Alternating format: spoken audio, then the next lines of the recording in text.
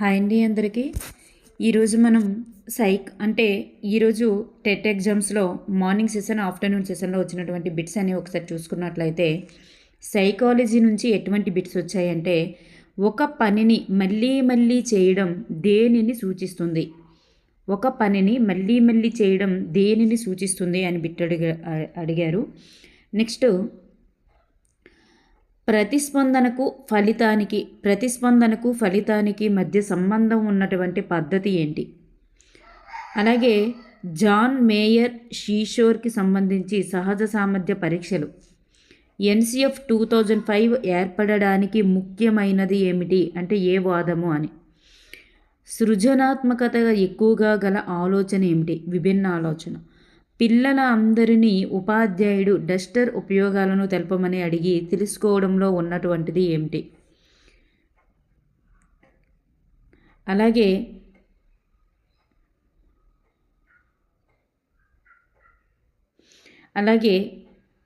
SPOC full form ఏంటి? SPOC యొక్క full form ఏంటి? ICT నుంచి పూర్వ బాల్య దశను మనోవిజ్ఞాన శాస్త్రజ్ఞులు ఏమన్నారు అని. అంటే ఇక్కడ చూడండి, next one Chaplin, Bandura, Gardiner ఈ 4 శాస్త్రవేత్తల యొక్క పుస్తకాలు ఇచ్చి మ్యాచ్ ద ఫాలోయింగ్ అడిగారంట. రక్షణ తంత్రాలలో మరలా వెనుకకు వచ్చేటటువంటి రక్షణ తంత్రం ఏంటి? అలాగే వైఖరికి సంబంధించినటువంటి ఒక బిట్టు మెకరెంకో. చూడండి, మకరెంకో గురించి ఇచ్చారంట. మకరెంకో ఏ వాదానికి ప్రాముఖ్యతనిచ్చారు అని. మనకి పియాజే ఇవన్నీ కూడా మనకి కొత్తవన్నమాట. టొట్టోచాన్ టోమో పాఠశాల, గిజుబాయి సమ్మర్ హిల్ పాఠశాల గురించి, మకరెంకో, జాన్ హాల్ట్, పాలో పియరీ తత్వం గురించి, పియాజే, బ్రోనర్, వైగాట్స్కీ వీటి నుంచి మనకి బిట్ వచ్చేటటువంటి అవకాశం ఉంది. ఇది న్యూ సిలబస్ అన్నమాట. ఒక్కసారి చూసుకొని వెళ్ళండి. వీటి నుంచి నేను చాలా మంచి వీడియో అనేది చేయడం జరిగింది.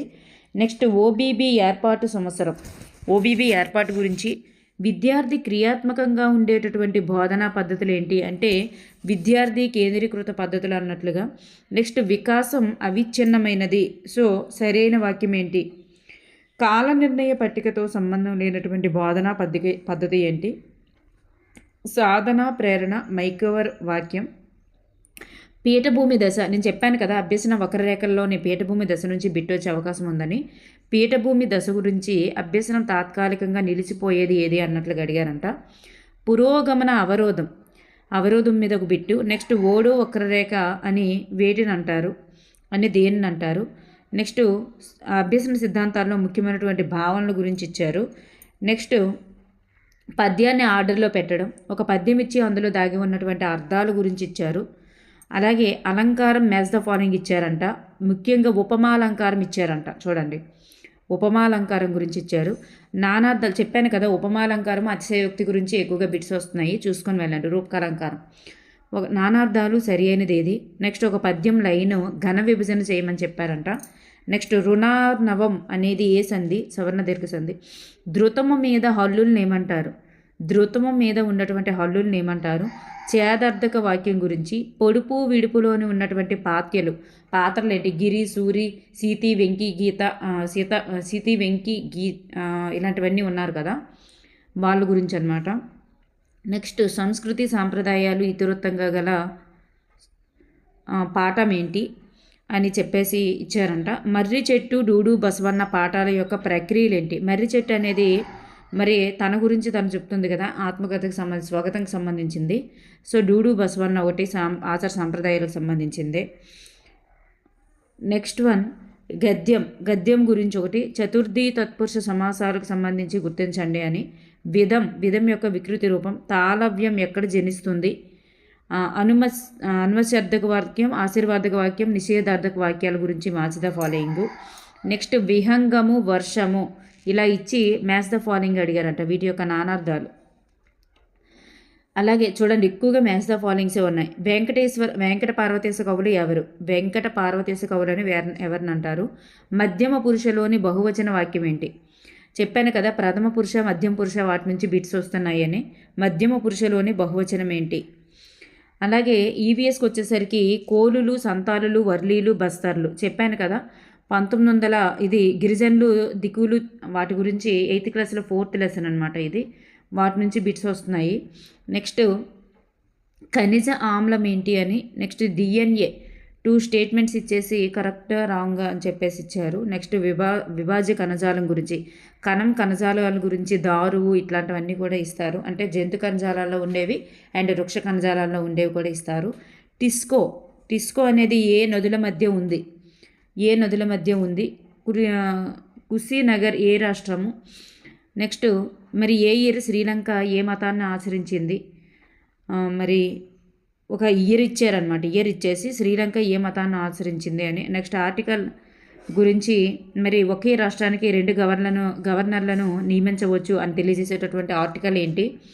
బెంగాల్ విభజన, క్విట్ ఇండియా, ఉప్పు సత్యాగ్రహం ఇచ్చేసి సరైన క్రమము. ఇది డిఎస్సిలో కూడా ఇచ్చారండి. ఇది కూడా డిఎస్సిలో వచ్చింది మొన్న. మేఘాల దిగువ అంచు వద్ద ఏ ఆవేశము, భూ ఉపరితలం వద్ద ఏ ఆవేశం అని ఇచ్చారు. నెక్స్ట్ అంటే రుణావేశం, ధనావేశాల గురించి అనమాట. అది పిడుగు ఏర్పడే ముందు అట్లా ఏర్పడుతుంది కదా. నెల్సన్ మండేలా 1990లో మరి ఏ అవార్డు వచ్చింది? 2015 to 15 అనేటువంటి దీని యొక్క థీము చూడండి, జల దశాబ్దంగా ప్రకటించారు 2005 నుంచి 2015ని. ఏ పంటకు నాజిల్ ఉండి తిరుగుతూ గొట్టంతో నీటిని వెదజల్లుతారు? మరి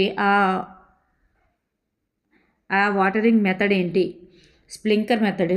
నెక్స్ట్ భారతదేశం ఏ ఉత్తర అక్షాంశాల మధ్య ఉంది? అదొకటి. నెక్స్ట్ ఇంగ్లీష్కి వచ్చేసరికి మోడల్ వెబ్ మీద ఒక బిట్ రావడం జరిగింది. ఆల్ఫాబెటికల్ ఆర్డర్ మీద ఇస్తుంది, ఎలాగో వస్తుంది దానిపైన. యాక్టివ్ వాయిస్, పాసివ్ వాయిస్ ఒకటి. సబ్జెక్టు, వెర్బ్ యొక్క agreement. Next whole. Next symbols మీద. నెక్స్ట్ కరెక్ట్ స్పెల్లింగ్ గురించి అడిగారు. ఫొనెటిక్స్, లెటర్ రైటింగ్ కోసం. నెక్స్ట్ ఇవన్నీ చూడండి. ఓల్డ్ ఇంగ్లీష్ బుక్ ఏది అని. నెక్స్ట్ ఆర్టికల్, ప్రిపోజిషన్స్ ఇవన్నీ ఎలాగో వస్తాయి, మీరు చూసుకొని వెళ్ళొచ్చు. నెక్స్ట్ తెలుగుకి వచ్చేసరికి రుణార్ణవం సంధి గురించి. నెక్స్ట్ మేము అన్నం తిని స్నానం చేసి బయటికి వెళ్ళే అనేది ఏ క్రియ? మయూరం యొక్క అర్థం, విధం యొక్క ప్రకృతి, పరుషాలు, తాళవ్యాలు, జీపీఎస్, శాట్, రక్షణ తంత్రం, అలాగే పూర్వ బాల్యదశ ఇవన్నీ కూడా చెప్పాం కదా, ఆల్రెడీ చెప్పుకున్నవే ఇవన్నీ కూడా. నెల్సన్ మండేలా యొక్క అవార్డు, విభాజ్య కణజాలం, ఈసీఈసీ చూడండి, ఈసీఈసీ మీద ఒక బిట్ వచ్చిందంట. నెక్స్ట్ నీటి దశాబ్దం చెప్పాను కదా, జల దశాబ్దం 2005 to 15. నెక్స్ట్ ఓజీ వక్రరేఖకు మరో పేరేంటి అని. సర్పిల పద్ధతి, అది స్మృతి గురించి ఒకటి ఇచ్చారు. నెక్స్ట్ ఇవి చూస్తే నెక్స్ట్ చూడండి, శాట్ యొక్క ఫుల్ ఫాము, ఎస్పిఓసి యొక్క ఫుల్ ఫాము, ఎలక్ట్రో కాంప్లెక్స్ ప్రత్యర్థులు, హూ ఈజ్ హూ అని చెప్పేసి ఇచ్చారు. ప్రత్యర్థులు ఎవరు అని. అంటే ఎలక్ట్రో కాంప్లెక్స్ చూడండి, ఎడిపస్ కాంప్లెక్స్, ఈ రెండింటి మీద బిట్స్ వస్తున్నాయి. నెక్స్ట్ అవరోధము, సహజ సామర్థ్యము, వైఖరి, అభ్యసన యొక్క లక్షణము, సృజనాత్మకత లక్షణము. నెక్స్ట్ ఎన్సిఈసి అండి, నేను చెప్పాను కదా, ఎన్సిఎఫ్ఎస్సి అనుకుంటాను, నాకు తెలిసి ఎన్ఈసిఈ అంటున్నారు, ఇది కాదు, ఎన్సిఎఫ్ఎస్సి అనుకుంటా. ఇయర్ అడిగారంట 2023 కదా. Next OBB year. Next books match the following, curl Rogers యొక్క కాన్సెప్టు, విలువల విద్య అధ్యయనం గురించి, పునర్బలనం ప్రతిస్పందన సిద్ధాంతం ఏది? అలాగే ఆనందదాయక అభ్యసనం చూడండి, నలంద యూనివర్సిటీ టీచింగ్ పద్ధతి ఏంటి? ఆనందదాయక అభ్యసనం గురించి, టీచింగ్ పద్ధతుల గురించి, అంటే బోధన పద్ధతుల గురించి మ్యాచ్ ద ఫాలోయింగ్ ఇచ్చారంట.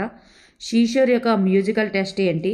మోరిసన్ ప్రణాళికని ఆర్డర్లో పెట్టడం. 2020 ఎన్పిఈ గురించి ఒక బిట్ వచ్చిందంట.